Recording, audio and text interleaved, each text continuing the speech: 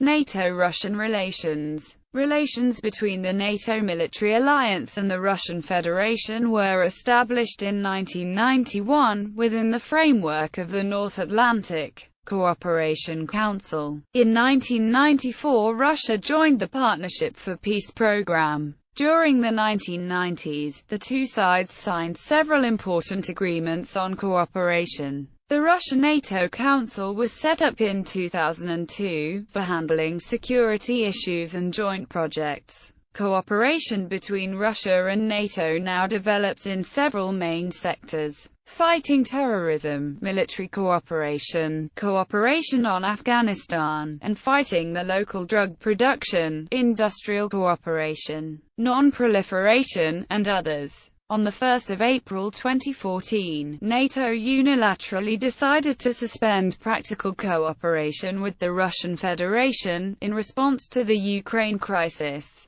Post-Cold War cooperation. Formal contacts and cooperation between Russia and NATO started in 1991, within the framework of the North Atlantic Cooperation Council, and were further deepened as Russia joined the Partnership for Peace program on June 22, 1994. On 27 May 1997, at the NATO summit in Paris, NATO and Russia signed the Founding Act on Mutual Relations, Cooperation and Security, a roadmap for would-be NATO-Russia cooperation. The parties stated they did not see each other as adversaries, and, based on an enduring political commitment undertaken at the highest political level, will build together a lasting and inclusive peace in the Euro-Atlantic area on the principles of democracy and cooperative security. In December 2009, NATO approached Russia for help in Afghanistan, requesting permission for the alliance to fly cargo over Russian territory to Afghanistan, and to provide more helicopters for the Afghan armed forces.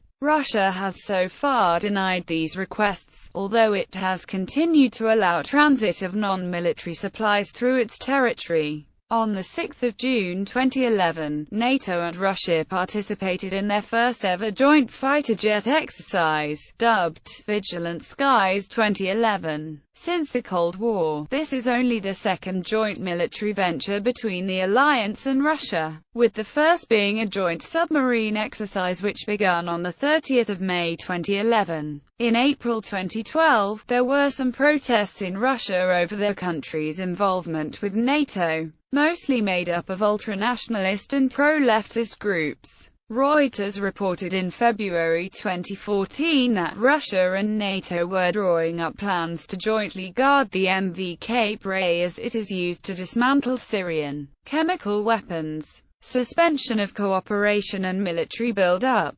2014. In early March 2014, tensions increased between NATO and Russia as a result of the Ukrainian crisis, when Russian troops moved into Crimea to annex the territory. NATO condemned Russia's actions as a violation of Ukraine's sovereignty. On 1 April 2014, NATO issued a statement by NATO foreign ministers that announced it had decided to suspend all practical civilian and military cooperation between NATO and Russia. Our political dialogue in the NATO-Russia Council can continue, as necessary, at the ambassadorial level and above, to allow us to exchange views. First and foremost on this crisis. In spring, the Russian Defense Ministry announced it was planning to deploy additional forces in Crimea as part of beefing up its Black Sea Fleet, including redeployment by 2016 of nuclear-capable Tupolev Tu-22 M3 long-range strike bombers, which used to be the backbone of Soviet naval strike units during the Cold War, but were later withdrawn from bases in Crimea. Such moves alarmed NATO.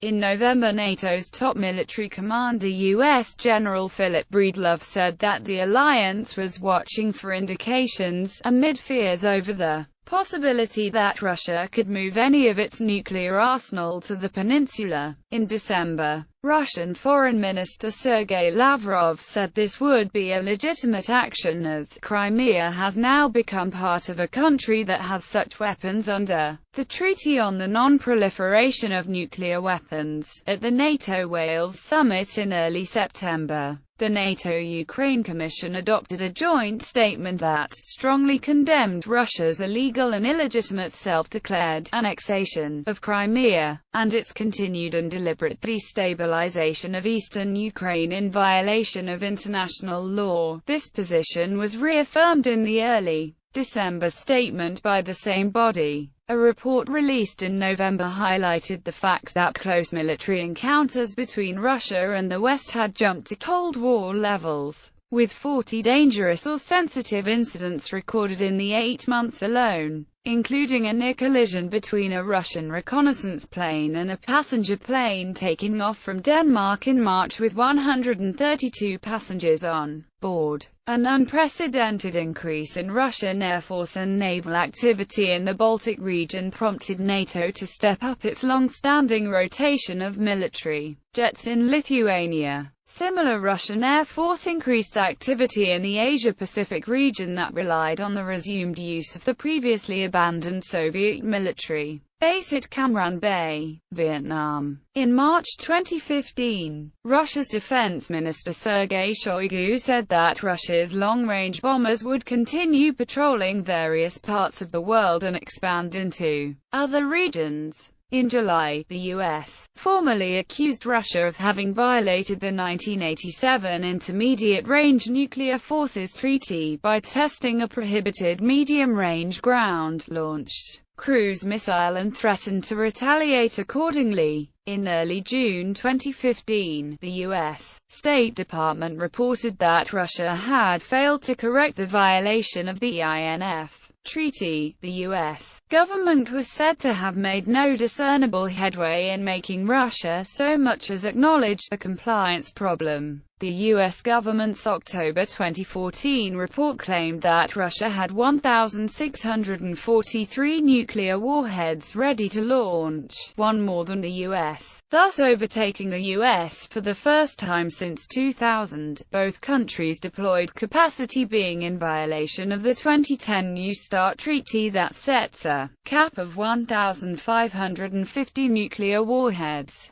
Likewise, even before 2014, the U.S. had set about implementing a large-scale program, worth up to $1 trillion, aimed at overall revitalization of its atomic energy industry, which includes plans for a new generation of weapon carriers and construction of such sites as the Chemistry and Metallurgy Research Replacement Facility in Los Alamos, New Mexico, and the National Security Campus in South Kansas City. At the end of 2014, Putin approved a revised national military doctrine, which listed NATO's military build-up near the Russian borders as the top military threat. The Spearhead Force. On the 2nd of December 2014, NATO foreign ministers announced an interim Spearhead Force created pursuant to the Readiness Action Plan agreed on at the NATO-Wales summit in early September 2014 and meant to enhance NATO presence in the eastern part of the alliance. In June 2015, in the course of military drills held in Poland, NATO tested the new Rapid Reaction Force for the first time, with more than 2,000 troops from 9 states taking part in the exercise. Upon the end of the drills,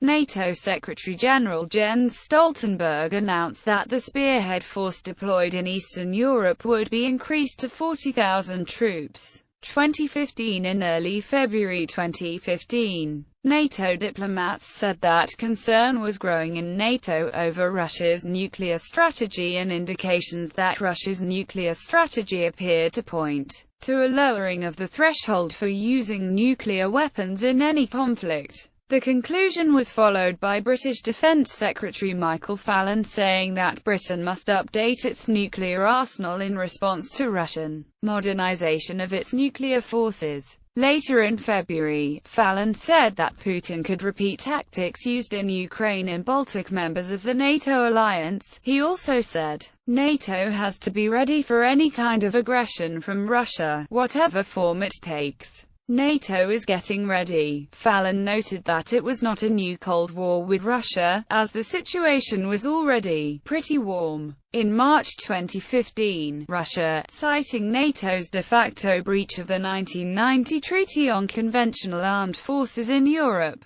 said that the suspension of its participation in it, announced in 2007, was now complete, through halting its participation in the consulting group on the treaty. Early April 2015 saw the publication of the leaked information ascribed to semi-official sources within the Russian military and intelligence establishment about Russia's alleged preparedness for a nuclear response to certain inimical non-nuclear acts on the part of NATO. Such implied threats were interpreted as an attempt to create strategic uncertainty and undermine Western political cohesion. Also in this vein, Norway's defense minister, Ine Eriksen Søreide, noted that Russia had created uncertainty about its intentions. In June 2015, an independent Russian military analyst was quoted by a major American newspaper as saying, "Everybody should understand that we are living in a totally different world than 2 years ago. In that world, which we lost, it was possible to organize your security with treaties, with mutual trust measures. Now we have come to an absolutely different situation, where the general way to ensure your security is military deterrence." On the 16th of June 2015, TASS quoted Russian Deputy Foreign Minister Alexei Meshkov as saying that none of the Russian NATO programs that used to be at work are functioning at a working level. In late June 2015, while on a trip to Estonia, U.S. Defense Secretary Ashton Carter said the U.S. would deploy heavy weapons, including tanks, armored vehicles and artillery, in Bulgaria, Estonia, Latvia, Lithuania, Poland, and Romania. The move was interpreted by Western commentators as marking the beginning of a reorientation of NATO's strategy. It was called by a senior Russian Defense Ministry official the most aggressive act by Washington since the Cold War, and criticized by the Russian Foreign Ministry as inadequate in military terms, and an obvious return by the United States and its allies to the schemes of the Cold War. On its part, the U.S. expressed concern over Putin's announcement of plans to add over 40 new ballistic missiles to Russia's nuclear weapons arsenal in 2015. American observers and analysts, such as Stephen Pfeiffer, noting that the U.S. had no reason for alarm about the new missiles, provided that Russia remained within the limits of the 2010 New Strategic Arms Reduction Treaty, viewed the ratcheting up of nuclear saber-rattling by Russia's leadership as mainly bluff and bluster designed to conceal Russia's weaknesses. However, Pfeiffer suggested that the most alarming motivation behind this rhetoric could be Putin seeing nuclear weapons not merely as tools of deterrence, but as tools of coercion. Meanwhile, at the end of June 2015, it was reported that the production schedule for a new Russian MIRV-equipped super-heavy thermonuclear intercontinental ballistic missile Sarmat, intended to replace the obsolete Soviet-era SS-18 Satan missiles, was slipping. Also noted by commentators were the inevitable financial and technological constraints that would hamper any real arms race with the West, if such course were to be embarked on by Russia. NATO-Russia tensions rose further after, on the 24th of November 2015, Turkey shot down a Russian warplane that allegedly violated Turkish airspace while on a mission in northwestern Syria. Russian officials denied that the plane had entered Turkish airspace. Shortly after the incident, NATO called an emergency meeting to discuss the matter. On the 2nd of December 2015, NATO member states formally invited Montenegro to join the alliance, which drew a response from Russia that it would suspend cooperation with that country. Nato-Russia Council. The Nato-Russia Council was created on 28 May 2002 during the 2002 NATO summit in Rome. The Council has been an official diplomatic tool for handling security issues and joint projects between NATO and Russia, involving consensus building, consultations, joint decisions and joint actions. Joint decisions and actions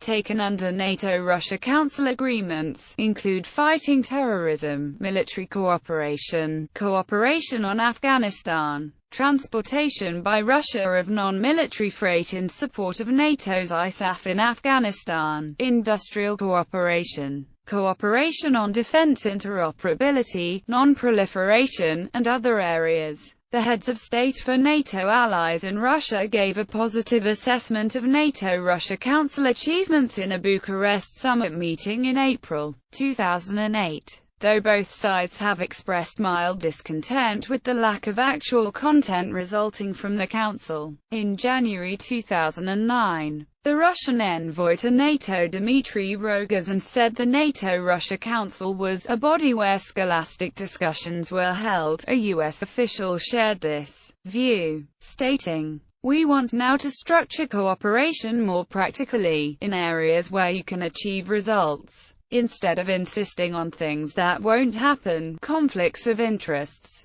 Georgia war and recognition of South Ossetia and Abkhazia. Relations between Russia and NATO soured in summer 2008 due to Russia's war with Georgia. Later, the North Atlantic Council condemned Russia for recognizing the South Ossetia and Abkhazia regions of Georgia as independent states. The Secretary-General of NATO claimed that Russia's recognition of Abkhazia and South Ossetia violated numerous UN Security Council resolutions, including resolutions endorsed by Russia. Russia, in turn, insisted the recognition was taken basing on the situation on the ground, and was in line with the UN Charter, the CSCE Helsinki Final Act of 1975 and other fundamental international law. Russian media heavily stressed the precedent of the recent Kosovo Declaration of Independence. Relations were further strained in May 2009 when NATO expelled 2 Russian diplomats over accusations of espionage. It has also added to the tension already created by proposed NATO military exercises in Georgia, as the Russian President Dmitry Medvedev said.